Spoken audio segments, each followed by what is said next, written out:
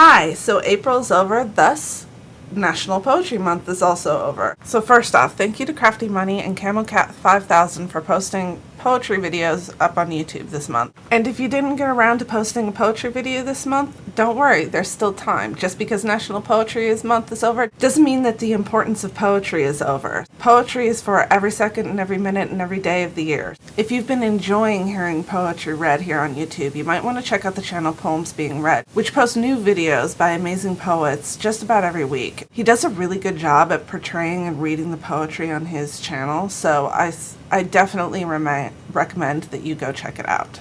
In a completely unrelated aside, I would like to show you this envelope because I just think it's awesome with all the writing that's on it and the Chinese characters. I think it's from China. I'm hoping it's from China. I'm saying it's Chinese. Anyways, I'm trying to figure out how I can use this in an art project, which is kind of fun and exciting. So another thing that I was doing for National Poetry Month was to attempt to write 30 poems in 30 days. I did not quite make that. I ended up writing 10 completed poems.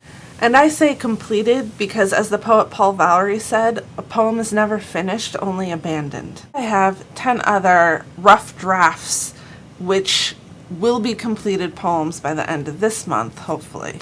So even though I'm 10 short of 30 poems, this month was incredibly productive for me. I wrote more poetry in this month than I did probably in the 6 months prior. And because I have all these poems, it gives me the opportunity to submit them and maybe get them published. And because I have all this new poetry, I am going to read you one last poem that I wrote in April. He stood outside the door, clutching a bouquet of daisies in one hand. He stood outside the door, waiting. He stood on the porch. The porch creaked and moaned, overburdened by the weight of his steel body. He clutched the bouquet of sad daisies in the tight fist of his mechanical hand. Each sad daisy looked as though it were missing teeth, presenting gaping holes where petals were missing. He stood with his arm extended, waiting. He stood on the porch, and every few seconds you could hear the mechanical clicking of his clockwork heart. Each daisy hung limply from their weak green stems. Each daisy bowed its head.